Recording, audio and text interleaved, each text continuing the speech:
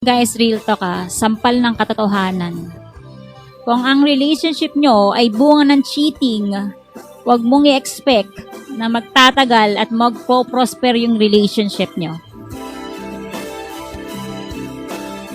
For example, may jowa siya, tapos naging kayo, at nakipag-break siya dun sa partner niya para sa'yo.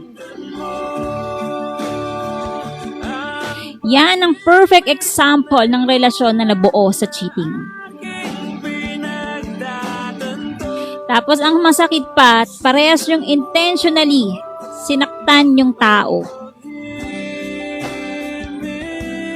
Yung tipong para kayong nagkutsaba na dalawa para makasakit ng ibang tao.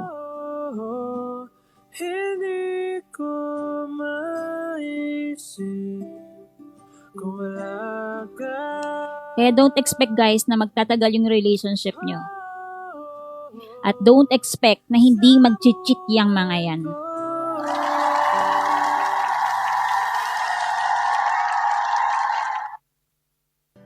Dahil kung nagawa niya sa iba,